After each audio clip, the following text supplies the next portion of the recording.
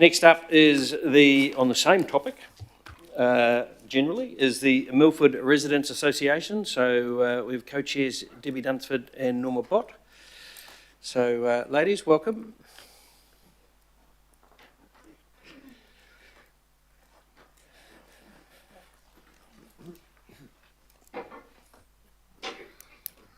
Same fashion, so all yours.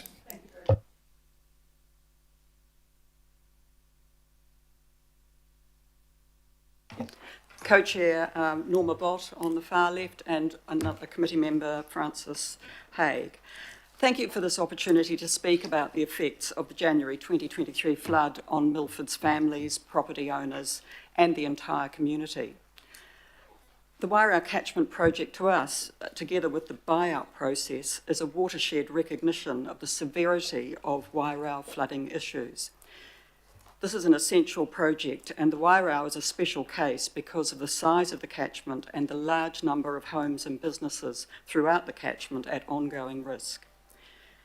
As we understand it, the proposal is to lower the Wairau floodplain by converting part of Takapuna Golf Course into a wetland and flood retention area. This would hold back flood waters from Glenfield during a flood event, at least for a time. We understand and are fully sympathetic to the objections of golfers who would lose part of their public amenity. And in fact, we're pleased to see that they are saying that the protection of downstream of property and life is non-negotiable for them, and that their proposal would be the same amount of, would have the same effect in terms of retaining floodwater. Nevertheless, Milford was one of the communities worst affected by the 2023 flood. 131 homes have been designated Cat 3, and those families continue to experience trauma, distress, and now dislocation over 2 long years. Hundreds more experience less severe but still traumatic flooding. We feel that this large-scale project of flood prevention is imperative and cannot be scaled back or delayed. Our goal in speaking here today is to support a project that will enable Milford residents along the Wairau to feel that they and their homes are safe. Milford's position on the lower Wairau means it receives water from the whole catchment. At its peak on 27 January, the volume of water flowing down the culvert from Wairau to Kitchener Roads was double the culvert's capacity. No wonder the flooding was so severe. If I could have the next slide with the table on, please. Numbers in the categorisation process illustrate the intensity of flooding in Milford. And you can see that 131 homes, Category 3. The next one is Muriwai, which was Cyclone Gabriel, and as slips, the next flooding item is 62 homes in the same category. The latest update of property registrations for categorisation show Milford represents 5.6 of total registrations across Auckland, but 11.7 of properties designated Category 3. Milford is overrepresented in severely flood-damaged properties. And without a comprehensive plan to mitigate Wairau flooding, Cat 3 land and neighbouring homes, we feel, will continue to be at risk. It's clear to us that a Wairau catchment project is a necessity and must do the job properly. Next slide, please. There's a long history, 100 years of flooding along the Wairau in Milford. This photo taken on the 23rd of July 1928 of Wolsey Avenue, Milford. The flood was a common enough occurrence not to be reported in the newspapers. The next slide is July 1953. Flooding along Nile Road was common during this decade. Perhaps this was the time that house building should have been restricted in this area. Instead, in the decades since, infill housing and intensification has packed houses ever more tightly, as well as motorway construction and the Wairau industrial area covering the original floodplain upstream with concrete. And the next slide. So Milford people have experienced firsthand or witnessed through family and friends the ongoing trauma connected with that night. We all know families whose homes were flooded, and it was not just the flooding, but then the clean-up, dealing with insurance companies, making repairs, and ongoing emotional distress and difficult decisions. Later, those most severely flooded have gone through the lengthy categorisation process, accepting the need to move, maybe away from Milford. Families thought they were in their forever homes, with friends and community around them, children in local schools. But 27 January changed that dramatically for 131 Milford households, and still counting. We're speaking here today on behalf of the Milford community and ask councillors to support the business case for the Wairau Flood Prevention Scheme. Thank you. Thank you. Okay, so we have questions. Wayne. Sure. I understand that part of the problem when we had that event on the 27th were blockages in the stormwater system, especially downstream towards Milford, from debris and the like. So I'm assuming that you're pretty insistent that those sorts of things be rectified as part of this plan. Absolutely. Okay. Yes. We think that the widest possible view should be taken of what's about to happen, and certainly things like any blockages should be dealt with. But I would say that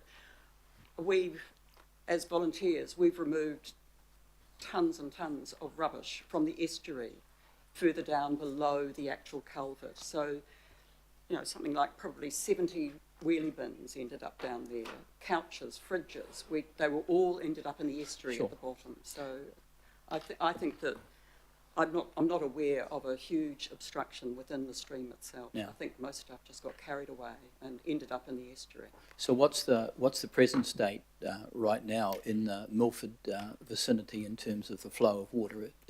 Is it okay, or could we be making some immediate moves? Well, I think that generally there's not much water in the stream down at Milford, but the moment the rain starts to fall, and if it up in Glenfield and Sunnynook, then it comes down very, very quickly. But I'm not aware of any particular problems at the moment. Okay, thanks. Okay, thank you. Sharon. Thank you for what you've just presented. Do you think you'd be interested in the council looking at getting Audit New Zealand and an independent consultancy to do a review on the flooding issues that are happening not only in Milford but across the region?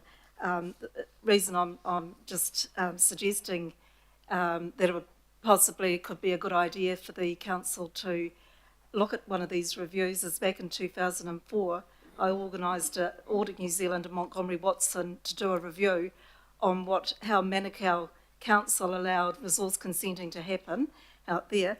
I just show you, we didn't actually have, out in Howick, we didn't have the flooding that you had during the Gabriel and whatever, but at different times we do have the flooding issues, and I've just got a photo here of something that happened in Howick in May 2023, and this area here I've known for about 30 years it floods like this all the time, and in June 2023 Councillor, have you resource had a consenting question staff. on the topic?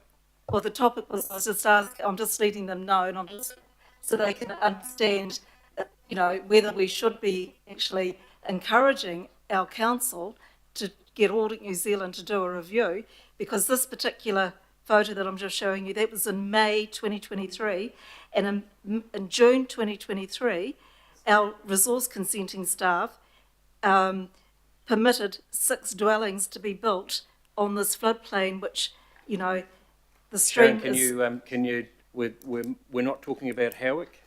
We've just had a No, presentation, but what I'm have you got a question for the ladies? I did ask the question. The question was, would you like our council to look at doing another Audit New Zealand review with an independent?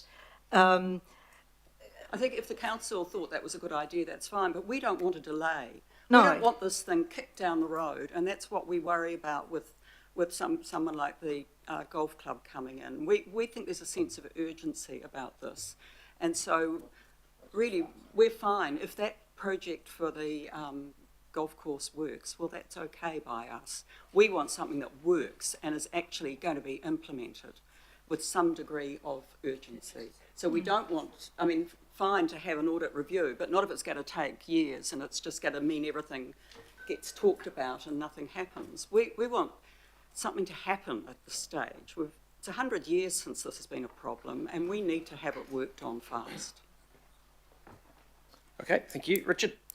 Good Chair, I've got a couple of questions. First of all, just want to thank you all for the phenomenal amount of work you do anyway, but during the floods, it was pretty horrendous, and if you guys weren't there supporting the community, literally it felt like 24/7 in those few weeks, you know, we wouldn't have been other than I see some of the other Sunnynook and Totara Vale community here too. So I guess, first of all, could you give a bit of a picture, because this is not about block drains, this is not about, you know, yes, maybe the industrial area shouldn't have been built in 1970 and those concrete channels, but that was 26 years so before I was born, so, you know, that's so far in the past, we just have to deal with it.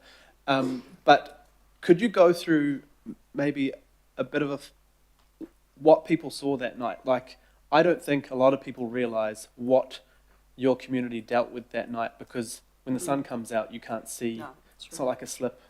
Like the levels of the water inside people's houses, the danger on the streets, people backing each other out of the Norma, retirement do you want to homes. start with that? Okay, so I'm Norma Bott, co-chair of the Milford Residents Association. So following the rains that night, which everybody just, if you lived in anywhere else but Milford, you just thought it was a pretty rainy night, unless you went to the Elton John concert. But if you look at those slides up here, that's what happened a few days after, when people had to start emptying out their homes because they couldn't live in their homes. They were putting their actual homes out onto the berms. That was horrific to see. Albums, children's clothes, everything. And that was because of the flooding. And it's still carrying on because people are now having to move. Children are losing their friends because they're having to move out. Do you want to say something? I think it's very difficult when we think that Milford Residents is a community group who absolutely came together on that night. People were in danger. People had to be rescued. The level of flood water in their homes was horrifying, frightening. The community responded in a way that represented not only the health of the community, but the need of the community on that night and ongoing for many weeks afterwards. The co-chairs pulled together everything they could in Milford, and people had no clothes. People had no food. They had nowhere to go. So the impact of flooding was quite extreme. And I think for some of us, we've lost sight of that now because it was a few years ago. But for Milford, it is still very real. And we support, as Debbie said, we support anything that is feasible that enables the flooding in Milford to be mitigated. And perhaps I'll just say, on the night when that rain came down, for instance, it was low tide, and I can see the estuary from where I live, and generally at high tide there are mangroves, but you don't see any water. You just might see the glint of water in the sun because it's just covering the ground. But at low tide, suddenly within an hour, all I could see was brown water and very few mangroves. That water just filled the estuary. It was over the piers and the marina. And this was low tide. And so that water was just pouring down. And then further upstream, for instance, a friend of mine, he was having a little bit of flooding because he was near the Alma Road Bridge, which was proved to be an obstruction. And he was out just in the garage trying to get the water away, and he said suddenly he was just inundated with the most massive amount of water. He was suddenly the water was up over his knees, and it went right through his house, and he's been brought out as a Category 3. So it's the power of the water. We know of one set of people who, they had elderly people in a house that was being flooded, and the neighbours came together to try and get those people out, and they actually put them in a wheelie bin because it was the only way to get an elderly 90-year-old lady out safely, and the group of guys took her out in a wheelie bin and then went out for the second elderly person. So there's all these sorts of stories. I mean, Woodbridge Lane, a whole development of townhouses, and really, I mean, it's right on the side of the creek, and they were also absolutely inundated, so whole families having to get out quickly, use surfboards to do it, this sort of thing. So it was just a traumatic event, and people are still traumatised by it today, those who actually were flooded. Thank you for sharing. I didn't mean to obviously trigger those memories, but I'm trying to get people to understand how serious this was. The last question is, what has been the experience since? I know you might want to talk about the two big public meetings that I've spoken to, and there was an extremely stressed one, but the expectation from those hundreds of people at those meetings that we are already well behind, we need to act, and the reason people are so scared, because that 130 or 140 houses is only a tiny piece of who are affected, who were affected.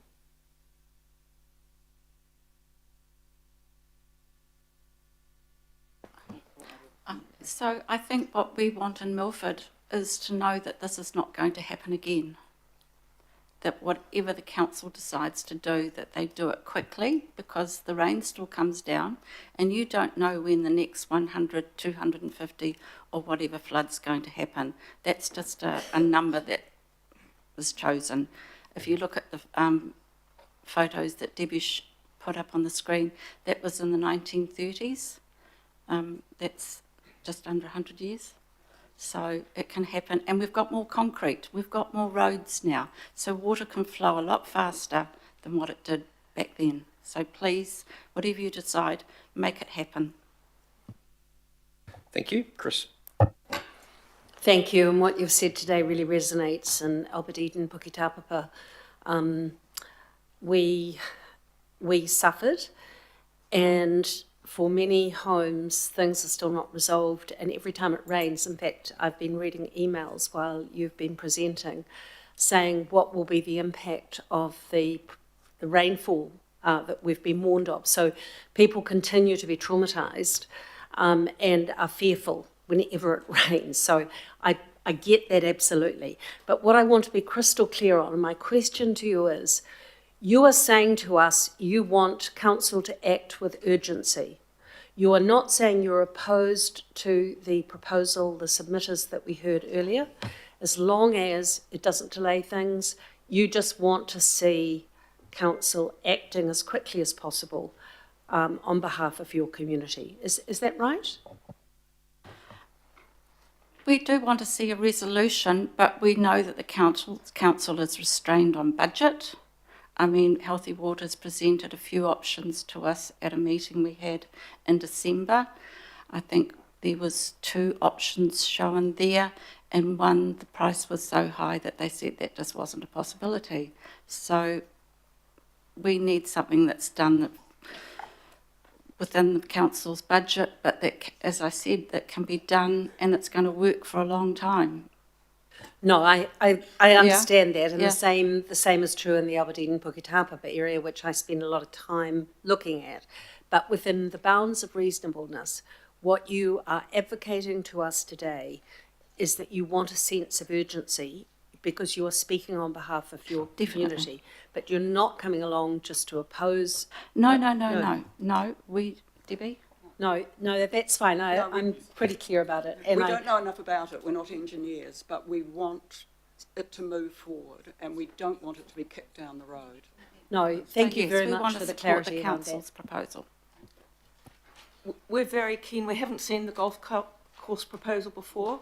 We understand it's proof of concept. We don't know how feasible it is. We don't know how long it will take. We don't know at this point whether financially it's viable for the local board.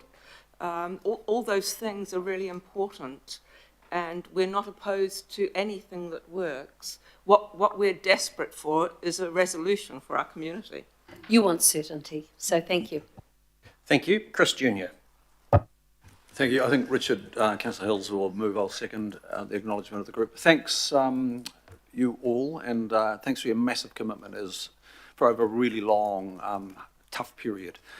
So I guess the key message here is, okay, we want to implement something and actually create solutions so that we don't see this happen again.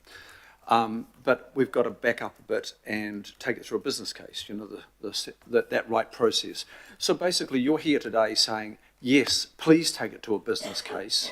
Look at the options as a business case requires you, and you, Norma and Debbie, I know more than Francis, but you are very familiar with the testing of a business case approach.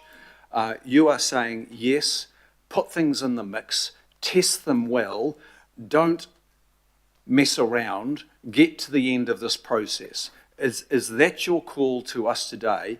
And in asking for that business case, full options analysis, you're saying, well, if on a course assessment of civil plans, and they're a respectable, you know, organisation on behalf of Takapuna Golf, if on a course assessment that is worthy of including in the business case, do that, but don't mess around, don't drag the chain complaining about everything, as so often happens around this table. Get on with it. Is that the blunt message of your community? Yes, it is. Yes, absolutely. Thank you, Chris. Okay, so thank you. If I could just say, the longer it takes, the more lives you put at risk, honestly. Okay, thank you, ladies. And look, I just want to thank you for turning up today, and but also, I guess, your leadership in the community that you've shown since on the night of the event, but since. And so it is, you know, it is very, very, you know, we do acknowledge that and want to thank you on behalf of the rest of the community. So thank you very much. It is lovely to see you here, and you can wander back. So Richard is going to move. Is there a second? Thank you, Chris. Oh, so sorry, we'll go that Christopher. Yes, Christopher, Chris Junior. We'll second. So those in favour say aye. And against? Aye. Carried. Thank you. So next item.